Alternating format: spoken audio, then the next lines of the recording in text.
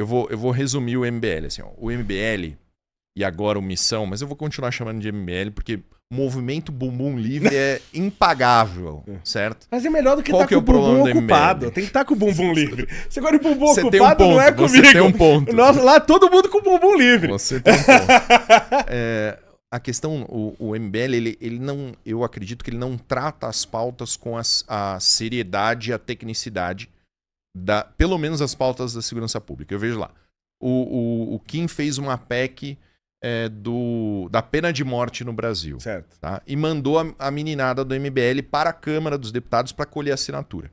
Aí veio os meninos de Guarulhos e vieram conversar comigo. E eu conversei com eles. A primeira coisa que eu falei para eles: por que você está pedindo pena de morte? Qual é o fundamento da pena de morte? Eles não sabiam. A gente tá hoje com a maior porcentagem de pessoas da história do Brasil que são a favor da pena de morte. Não, mas qual é o fundamento? E a pena de morte, ele é, no meu entender, exemplar. Você vê que todos os lugares, você pega todos os países do mundo que tem pena de morte, a pena de morte ela vem caindo absurdamente ao longo dos anos. Não, sim, mas esse é o resultado. Isso, ela ainda é exemplar. Mas não é o fundamento. Certo. Qual é o fundamento da pena de morte? Isso é muito importante. Certo. O fundamento da pena de morte é evitar a vingança eterna. Tá? Isso é realmente o fundamento e é porque não existe no Brasil. Então o que é a vingança eterna? Mataram o Joãozinho. Sim. Aí a família do Joãozinho mata o Pedrinho. Aí vai outro cara e mata o outro. E você fica num ciclo de mortes. Isso não existe mais no Brasil. Sim. Mas então, a ideia não é só essa. A ideia é você pegar a pessoa irrecuperável, como você tem aí. Mas aí é o problema. Isso, porque você tem os irrecuperáveis. Esse era o posicionamento da Igreja Católica. Tá? Eu sou católico. Sim. Eu conversei com o Padre Marcos e ele me explicou o fundamento da Igreja. O fundamento era justamente esse. Porque esse é milenar, a tese que você está falando é um fundamento milenar. Isso, esse é o mais... Por isso que alguns países têm e outros não. Isso. Os países em que existia vingança foi construída a pena de morte. A Igreja Católica dizia o seguinte: existem pessoas tão ruins, mas tão ruins, que mesmo se elas passarem o resto da vida presa, elas vão continuar cometendo crime. Sim. O Estevão, policial penal, tá aqui. Estevão, tem nego tão ruim que dentro da cadeia ele continua a fazer maldade? Pior do que quando estava livre. Então, existe esse tipo de gente. E esse precisa ter pena de morte. Esse só? Sim. Não, esse é um deles. Mas veja, se é esse cara, você não vai ter a prevenção geral negativa que você espera. Sim, não, mas ela tem. Primeiro, você impede ele de continuar, outras pessoas não vão morrer, e é o exemplo. Por exemplo, o caso do cara lá nos Estados Unidos que matou a refugiada ucraniana. Tá. Você acha que ele merece pena de morte ou não? Com certeza absoluta. Então, é um exemplo, tá? Você mostra pra outros. Então, mas aí qual que é o problema que você vai enfrentar? Você vai enfrentar o processo da pena de morte. Sim. Então, assim, os caras que praticam esses crimes, eles são pessoas normais mentalmente? Não. Imagino que não. Entendeu? Sim. Você já respondeu. O cara que matou a imigrante ucraniana, cara, o cara tá sentado, ele levanta do nada e esfaqueia a menina no pescoço. Mas você viu quando leram a pena dele? Chegou a ver? Não. Você percebe pela reação dele que ele tinha total compreensão do que estava acontecendo. Não, então aquele negócio que eu falo, sim. Você tem um monte de louco por aí, só que eu não vejo nenhum rasgando nota de R$100. Então o cara é louco enquanto se dá espaço pra loucura dele. Concordo com você. Na hora que você segura a loucura dele, a loucura na sociedade diminui absurdamente. Mas qual que é o principal argumento contra a pena de morte? Um que eu gosto muito... Não, o principal. Tá, vamos contra. lá. O principal não sei. É o quão falha o sistema Não, judiciário mas brasileiro. É que tá, isso é uma coisa que era muito válido no passado. Não, hoje é. Hoje peraí. o judiciário é perfeito? Não, de jeito nenhum, pelo contrário. Mas quando a gente coloca a sociedade nessa equação, e por exemplo, o caso da ucraniana, existe alguma dúvida do crime? Não. Então a pena de morte é só pra certeza. Eu não gosto de falar nem 100%, nem certeza absoluta, porque certeza não é quantificável, entendeu? Então é na certeza. E a sociedade tem que participar dessa certeza. Como o caso do cara que matou a ucraniana. Não tem dúvida. Tá? Se foi, a mulher falou que me violentou e tal. Alguém viu? Então nunca vai ser certeza. Nunca vai ser pena de morte. Mas tem um argumento que eu acho bacana. Contrário ou a favor? Contrário, que eu acho bacana.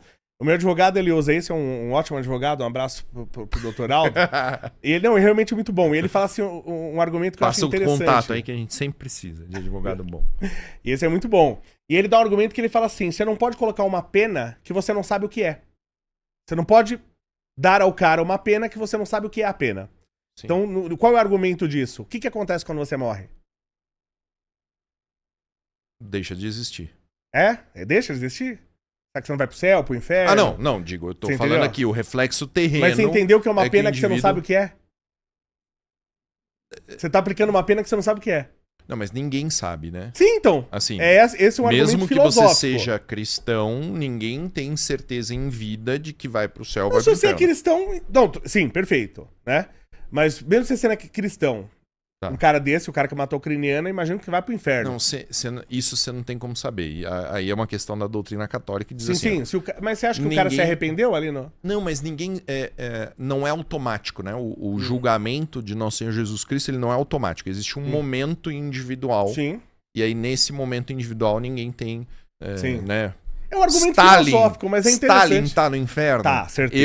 Eu tenho certeza que está, mas no fundo a gente não sabe. Sim. Essa é a merda. Hitler. E tem um outro aí de político, não é você, mas um outro político de Love deles que vai lá pra também. Isso eu sei, isso eu tenho tranquilidade. Eu tenho certeza também. Também tenho certeza. Mas veja, sobre a pena de morte, novamente... Mas gostou desse argumento? Gostei. Filosófico, né? Filosófico. Mas olha só, novamente, o diagnóstico eu acredito que está incorreto. Então, o que os meninos de Guarulhos estavam fazendo lá, eles estavam fazendo um movimento que eles não compreendiam completamente o que eles estavam fazendo. E pior, você pensa assim, se a gente conseguir fazer isso aqui e ter pena de morte no Brasil, vai resolver a segurança pública? Não vai. Sim, entendeu? Mas tem ajuda. Muita coisa que a gente tem que fazer antes. Concordo. Que contribui muito mais. Sabe uma coisa, por exemplo, que é interessante? Diga. A gente tem muito caso de reincidência.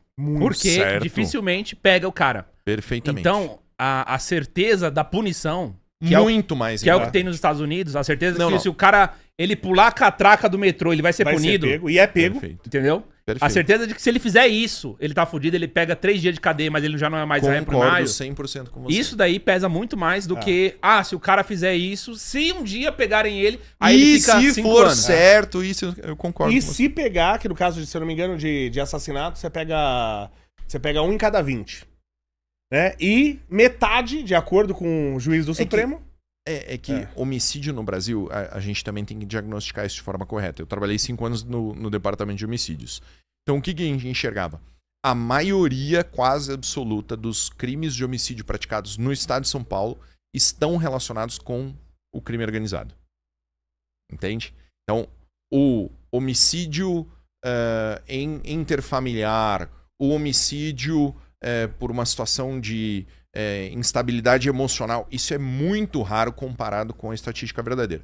Então, eu fazia 3 locais de homicídio por dia. Cara, 3 locais relacionados com crime organizado. Normal fazer local de cobrança de dívida, local de disputa de território, local muito, muito raro, local que era passional, que era alguma outra coisa, sabe? Eu fiquei sabendo esses dias a cidade de Cruzeiro. A cidade de Cruzeiro é depois de Aparecida do Norte, você conhece ali. E você tá muito próximo ao Rio de Janeiro.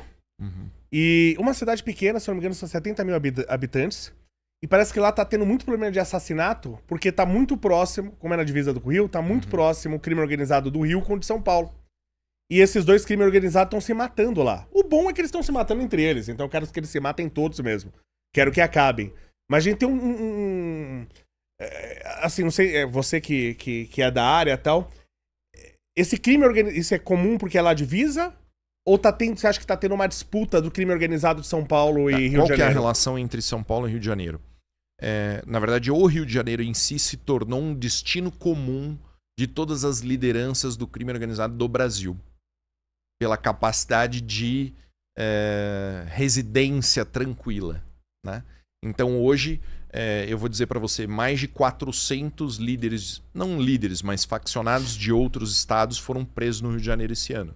Por quê? Porque lá é um lugar tranquilo para o crime, né? Qual que é a diferença entre Rio e São Paulo nesse ponto? São Paulo tem um número estimado de 40 mil faccionados, tá? Para uma população policial de 200 mil policiais estaduais, fora as guardas civis metropolitanas. Tá então, fácil de acabar com todo mundo, Você tem 200 para 40. No Rio de Janeiro, você tem 60 mil faccionados para 40 mil policiais estaduais. Então, existe uma desproporção muito grande. Né? Então, O Rio de Janeiro é um local muito mais propenso aí pela geografia, pela história, pela forma dos governos enfrentarem o crime organizado.